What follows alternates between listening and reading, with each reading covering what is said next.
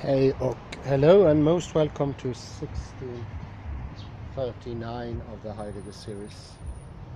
And I would today continue with a fantastic book by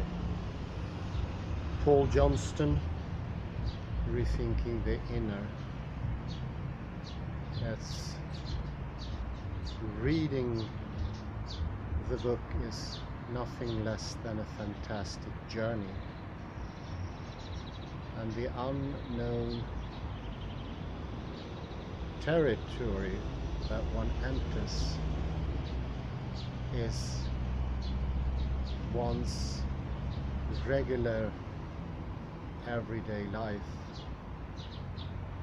Nothing out of the extraordinary.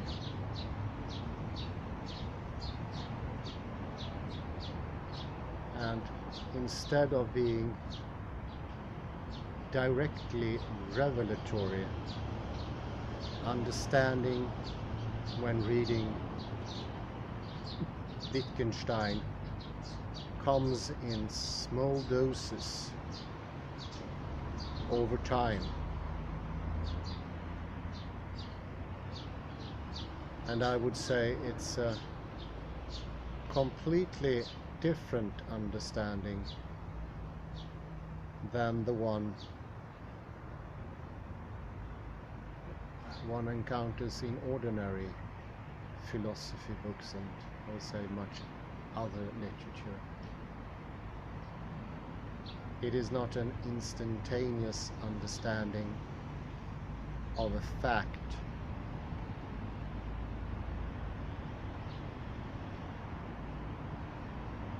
Johnston and Wittgenstein do not present us with arguments and reasons for accepting the propositions.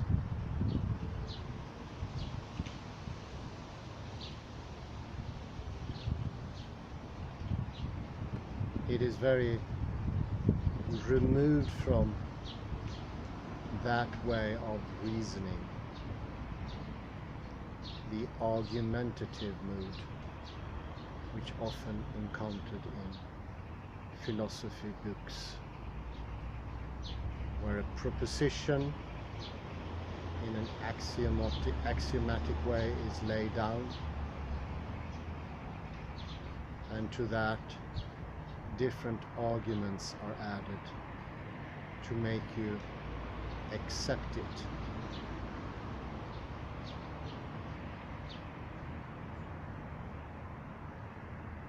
Arguments intended to convince, and as such being on the attacking mood.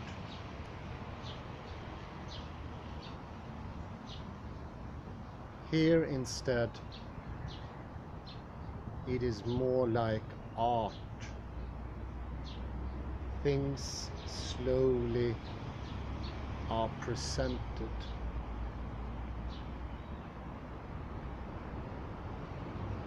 For instance, when we first encounter the question about thinking in chapter 3, if I don't misknow myself,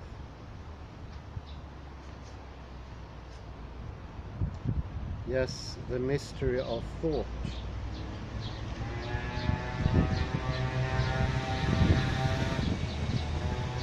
We were presented with different options on how thinking could be working that are definitely very common and widely accepted.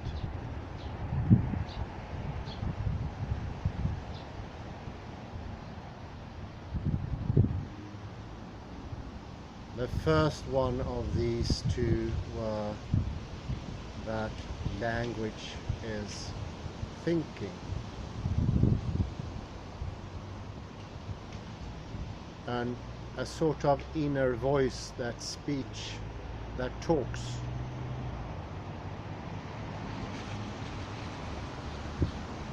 incessantly, one can imagine.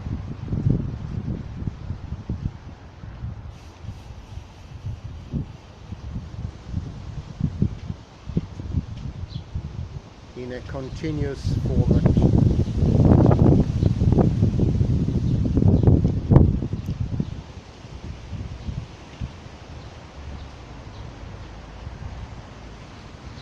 And establishing a sort of linear line of thinking.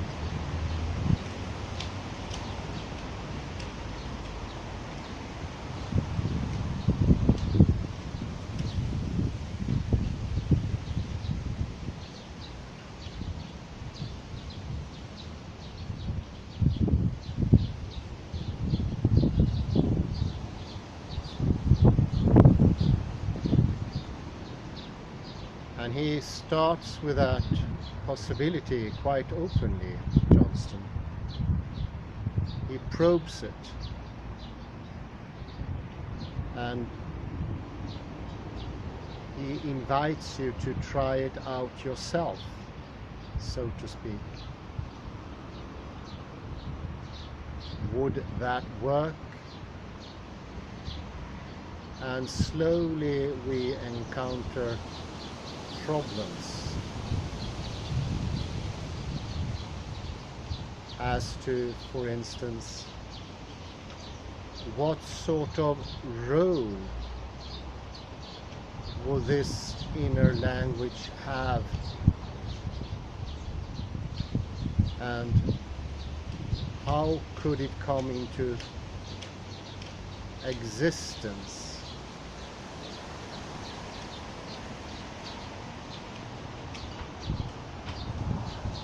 without a need for it, without there being a place in the language game.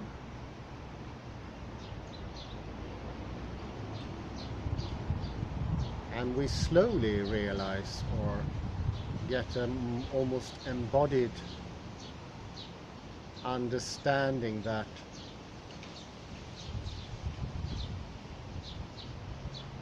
it cannot be inner speech thinking.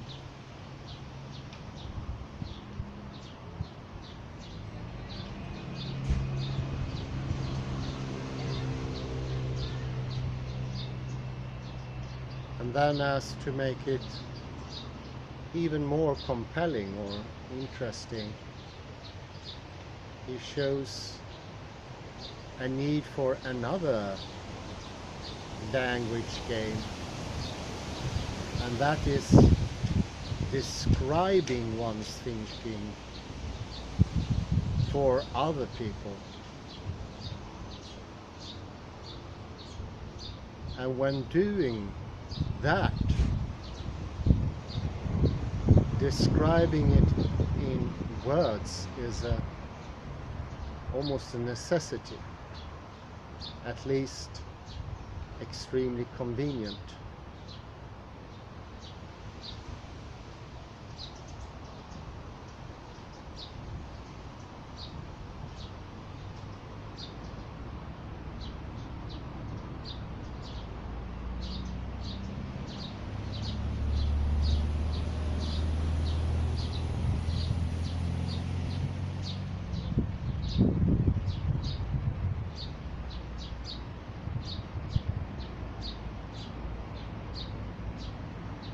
But we also come to understand in the chapter that there is no connection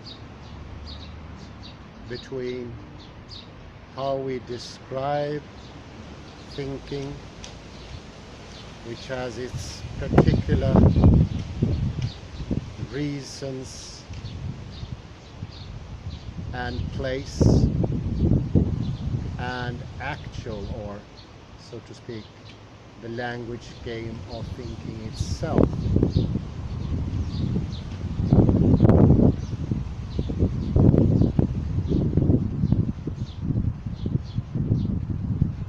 They are not related even, although using same words and having the feel of being situated vaguely in the same area.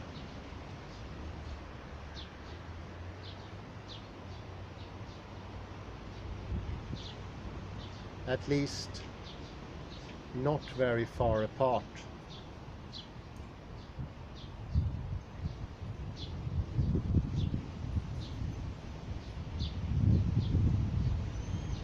But they are not related. And misunderstanding them to be related establishes the confusion. This confusion is, we readily understand that this confusion is grave.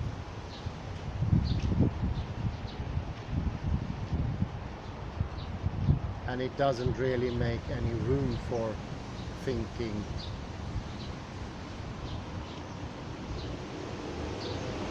as thinking really is or exists.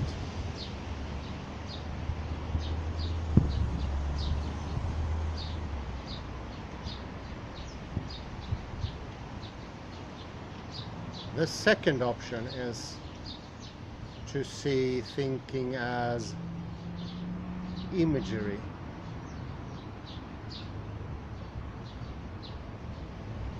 As pictures, photos, representations of the world that are put in contact with each other in a line or in a group.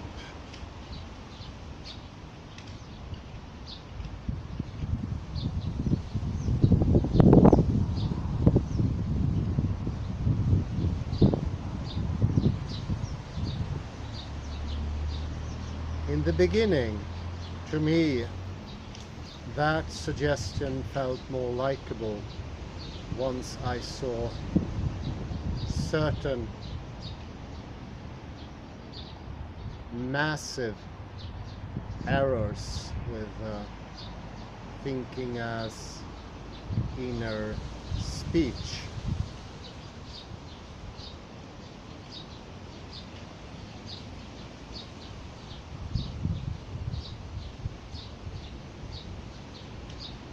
But after a while I realized this is also a way of communicating with others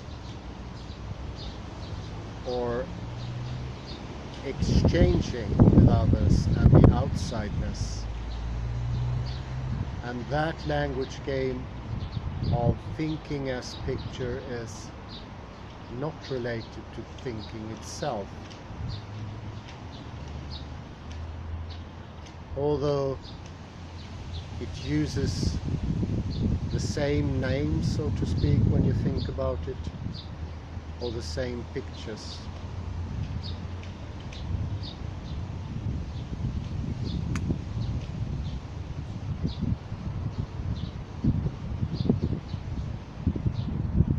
This is a slow process.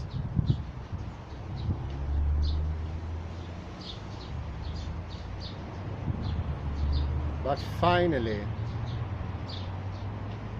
one sees that thinking is something completely other, and there is a, I would say, almost like a sigh of relief.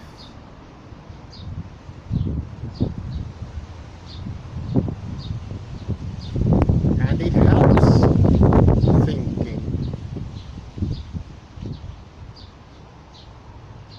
It helps you. You become more wholesome.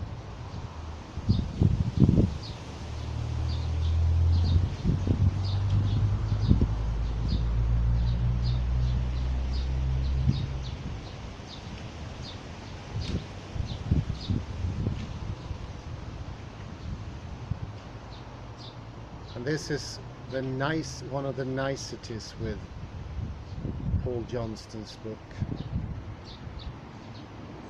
It's a lot of work, you struggle, it takes a lot of time.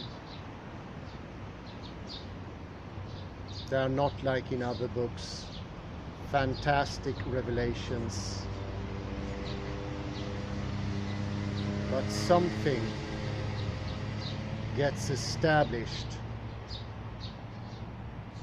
that I would say is much more durable, firm, stern.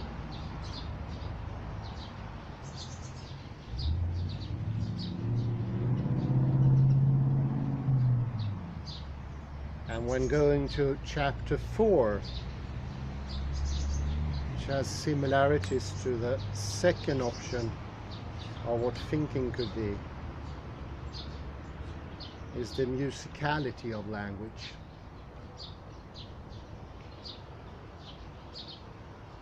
Another art. The second could be pictures, paintings, but also seeing the tonality of language as incredibly important.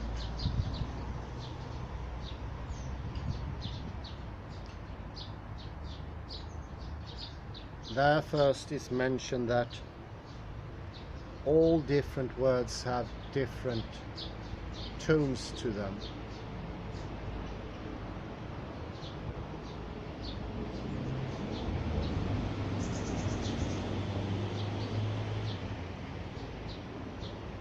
And even if they initially might seem synonymous, having, so to speak, what commonly is called meaning to them, where one word is absolutely suitable, the other is just not right in any way.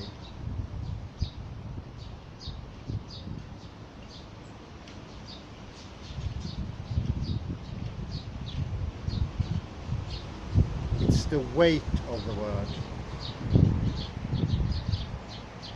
and it makes all the difference.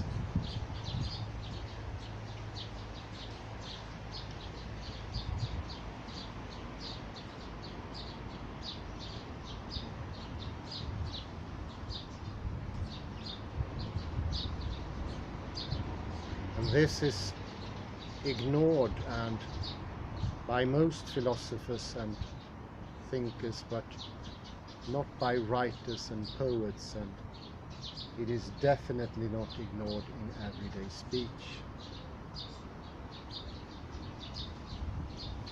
And slowly we come to understand that musicality is important.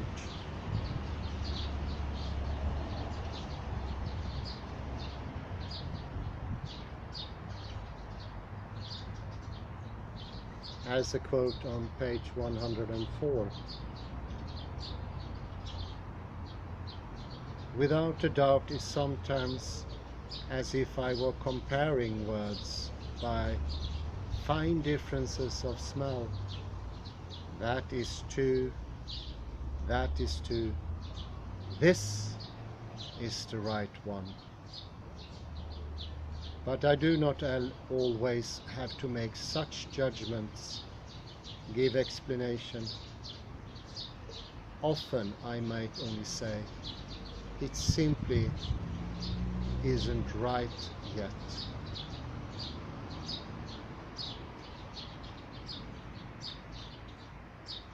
I think we are all acquainted with that. When we do find the right words, the exact ones that expresses in detail what you want or what the situation demands, and of course a combination of all those things.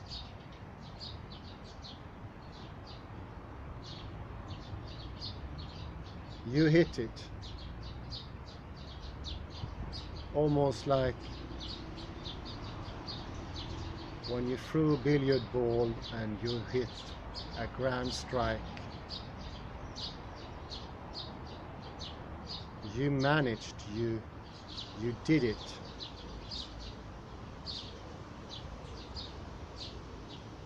Synonyms simply won't do.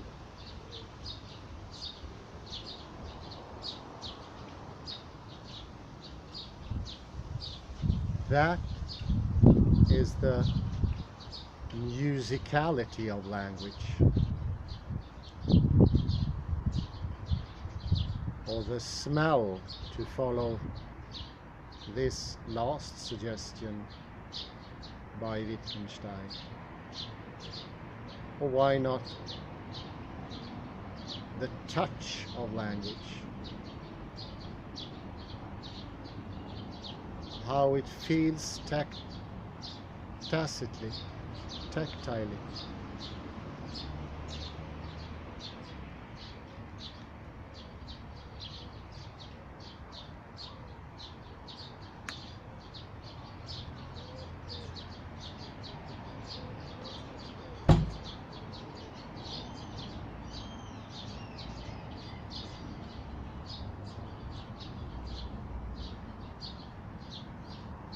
And then we went further, and I also want to return to the second chapter here,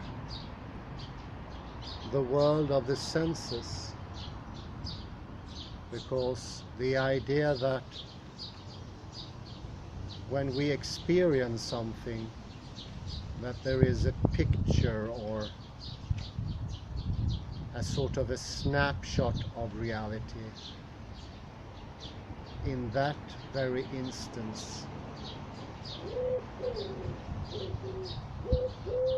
is similar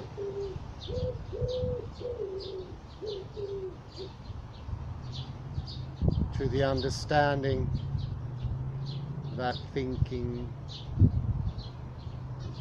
consists of imagery.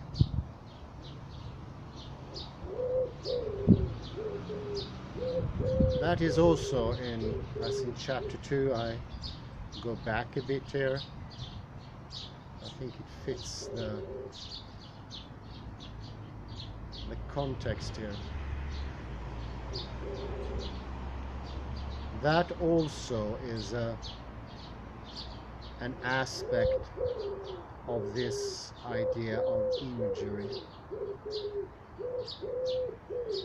And here Wittgenstein and Johnston starts with another way of showing of the practicality of describing perception experiences in the metaphoricity of picture, smells, tonalities, sounds, ambience, and so forth. And then we understand how utterly convenient that is.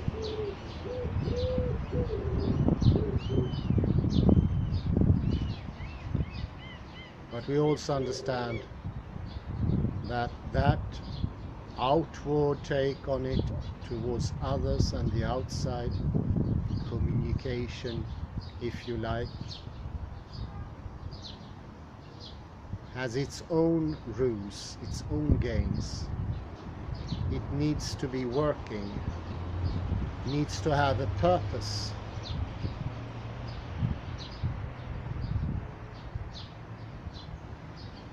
You ask somebody what you experience, it's for the outward purpose, not what that person, what she feels on the inside and cannot be communicated.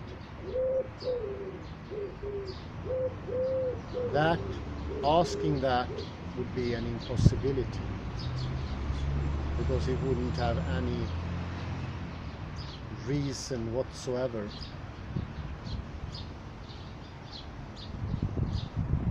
It would just be left out there in the open.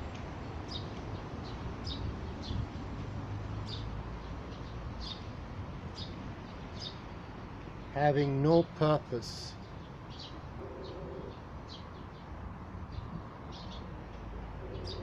no place and no reason. The why comes in chapter 2 as well as in chapter 4. Well, chapter 3 as well. If we ask somebody, did you see that green car the other day? We are not looking for her experience. We're looking for if she saw it. And now you can see how the language game has its very own genealogy. It is not the Augustinian pointing out objects that are already out there. A very problematic view.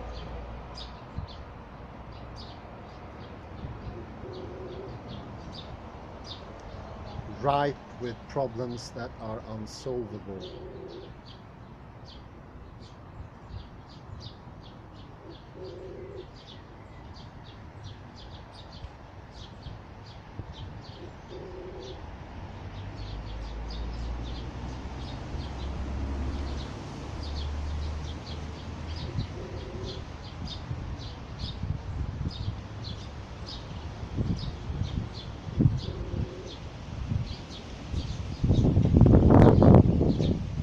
Same goes for perception.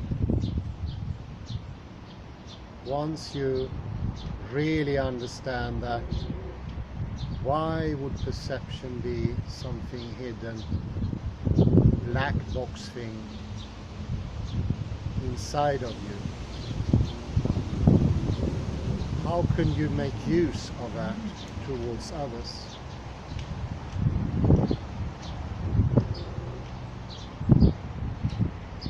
Come to the conclusion, whatever perception is, it is highly unlikely that it is anything of those descriptions.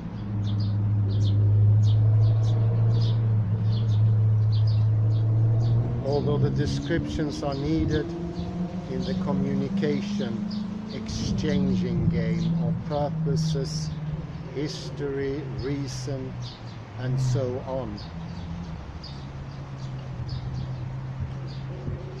There we find its proper place.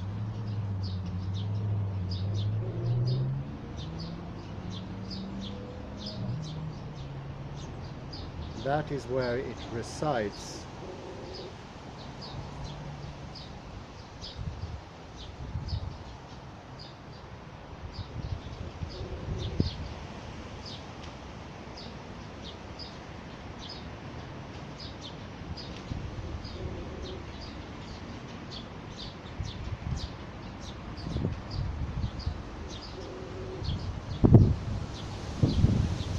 Helpful is what we recently read in the previous lecture, 1637, about the clock. We can all of us can pretty much more or less pinpoint what time it is of the day, and this often comes to the conclusion that, and here also this is chapter 7, but often there is added a need for, or a perceived need for, a scientific causal explanation. So we start looking for a clock inside of us that tells the time, and that we somehow, after the invention of the clock or different things, establish that in the clock, or if it has always been there for other reasons, and now we use the inner organ clock. tell the time.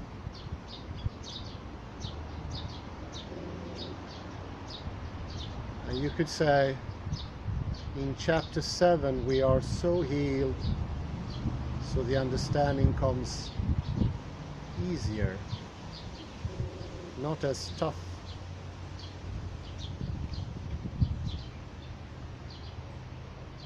And that understanding is that why is not the clock telling the time similar to all other things we do with each other in the outward expression, describing things? And as I said earlier, someone says it's all our purpose. Someone asked it for a reason, and so on. Telling the time is a similar language game with varied skill among people,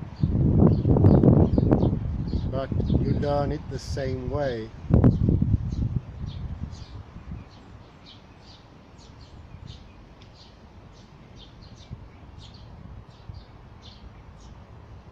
It slowly evolves, and when you grow up you learn it by practice. It cannot really be explained.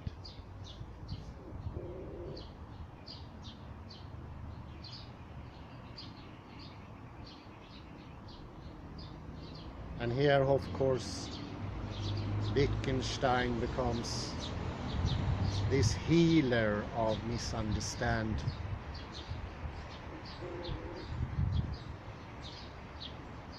A heap of misunderstandings.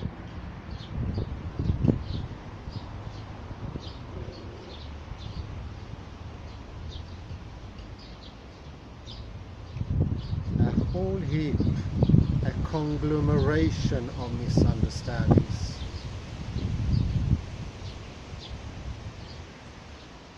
And they come together to make it very problematic.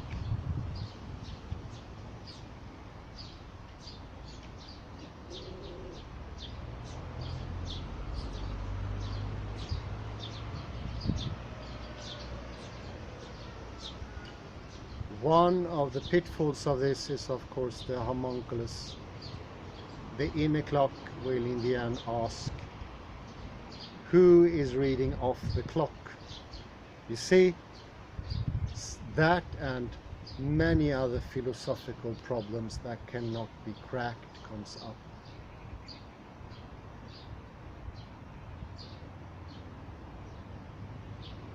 So this heals that. And we realize telling the clock must be something outwardly, connecting to meeting up with people with time, catching the bus in time, and much more complex than the demand which is so strong today for a causal explanation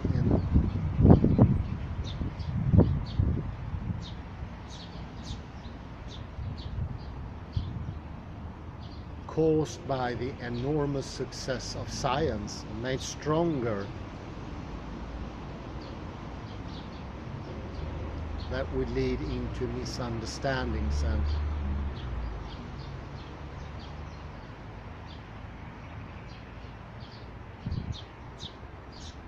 problems when coming to the conclusions. Problems that cannot easily be solved or are unsolvable. The homunculi problem and many similar such are strictly unsolvable. You will have to continue forever to search for these problems.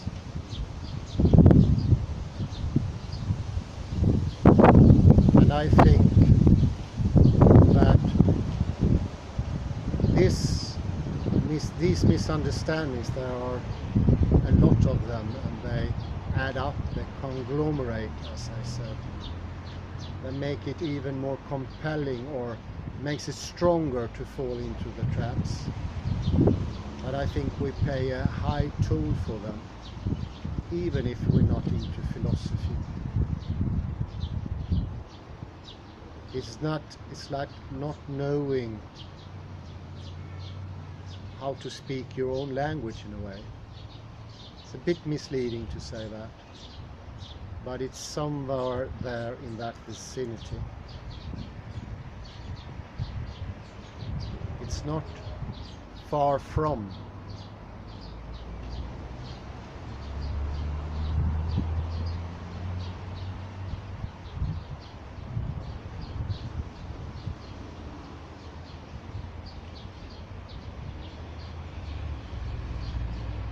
In chapter 6, the question was, how did this evolve? The idea of the inner, or the picture of the inner from the very beginning.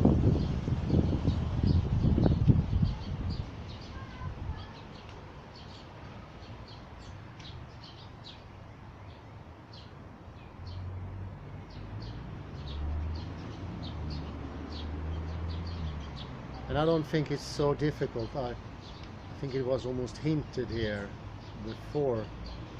That is, when describing the inner, or describing what you think, that could give, for instance, if you put science with that looks for causal explanations, there you go.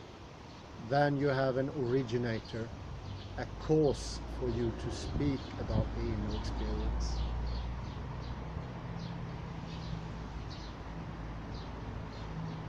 And then you get stuck. It is like cogwheels coming into each other and driving each other. You could say that we describe something that could be in connection with science, or in plus science, could be originating somewhere else. And also how we describe it.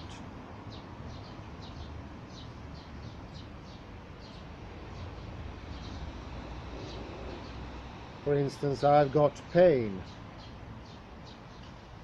Makes you want to think that that person has some sort of inside pain.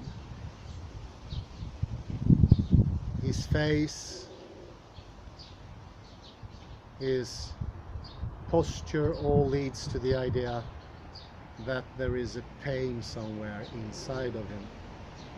But you start to understand that doesn't make any sense. How did this child learn the pain expressions, the facial changes, the words? It's for the outward gain. And that doesn't mean that there is an inner pain. You can compare that going to the doctor. He wants to know if it's a steady pain, or a sharp pain, or dull pain, blunt.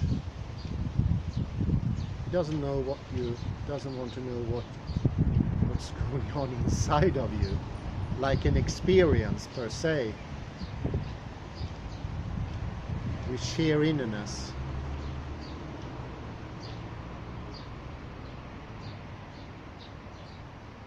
And then you start to understand even the most compelling and convincing ideas of innerness, like that of pain, is something out there. Needs to be in the language game, doing its service there, not only on the inside and hidden from view. And it could be helpful in this connection to think of the private language argument. will not go into it right now, but it's pretty close to this. It's also a sort of pharmacon or medicine you can take to further your understanding.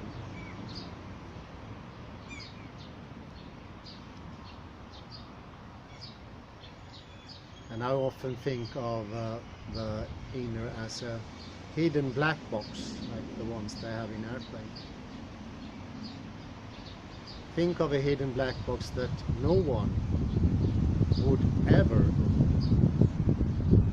Even when the plane crashed or a boat went under, it would never be touched. That's the common idea of innerness. Untouchable. And that simply doesn't make any sense. Why would black boxes be constructed that way?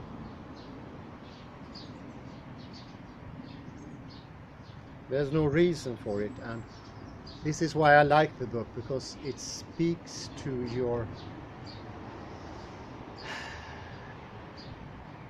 your heart and your soul, so to speak. It is not only words and arguments piled to convince. Some semi-arguments there are, but I think that the reason for these are to pave the way, so to speak, to make it easier as a reader to access the deeper truths, to get into the beauty of it all.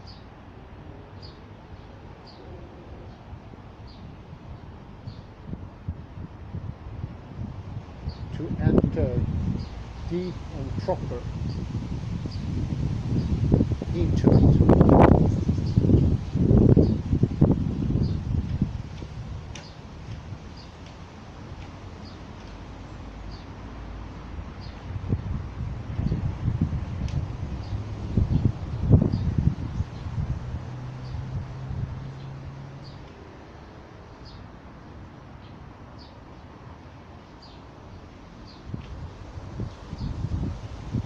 Without those semi-arguments, we will not even start opening the book or getting some interest. So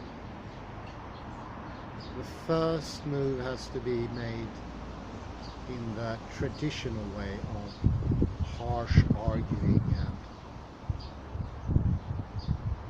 almost like thinking in dichotomies. Polarities, maybe say. Better word, polarities, sharpness,